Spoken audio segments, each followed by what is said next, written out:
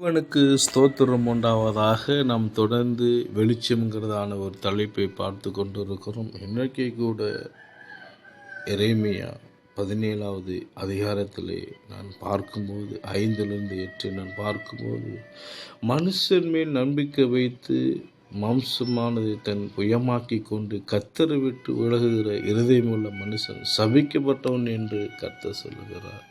அந்தர வெளியிலே கரளையான செடியை போல் இருந்து நன்மை வருகிறதை காணாமல் வனாந்திரத்தின் வறட்சியான இடங்களில் குடியில்லாத உபநிலத்திலும் தங்குவான் என்று சொல்லுகிறது. நாம் எப்போது கர்த்தர் மேல் நம்பிக்கை வைத்து அவரை சார்ந்து நாம் வாழும்போது அவர் நம்மளை மேன்மைப்படுத்தி அவர் நம்மளை ஆசீர்வதிப்பார். அவருடைய பாக்கியத்தை நாம் பெற்றுக்கொள்வோம்.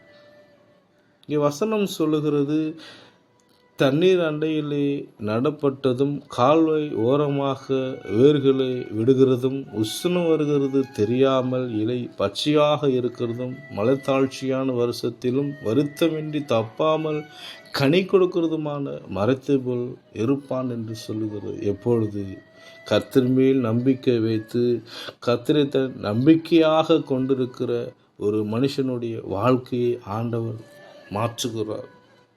நாம் யாரை நம்பி வாழ்ந்து கொண்டிருக்கிறோம்? கர்த்தரையா அல்லது மனிதனையா?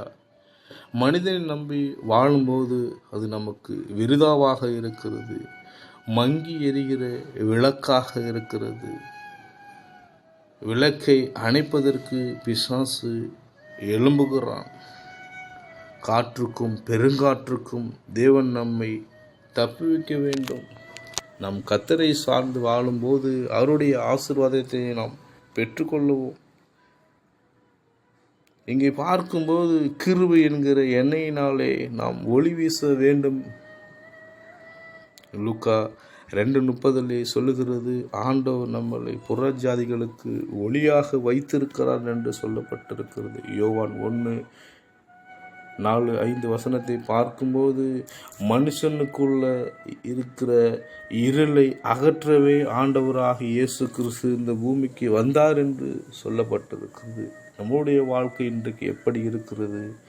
ஆண்டவர் தெரிந்து கொண்டதான நோக்கத்தை நாம் அறிந்து கொண்டோமா, புரிந்து கொண்டோமா? அதிலே நாம் செயல்பட்டு கொண்டிருக்கிறோமா? அநேகருக்கு நாம் விளக்காக தான் ஆண்டவர் நம்மை வைத்திருக்கிறார். அதில் நாம் உறுதியாக இருக்க வேண்டும். மற்றவர்களுக்கு நான் பயனுள்ள பாத்திரமாக இருக்க வேண்டும். அதற்காக தான் ஆண்டவர் நம்மளை அழைத்திருக்கிறார். கர்த்தருடைய பரிசுத்த நாமத்திற்கு மகிமை உண்டாகட்டும். அவருக்காக நாம் பயன்படுவோம். நம்மிலே ஒரு நாள் ஒளி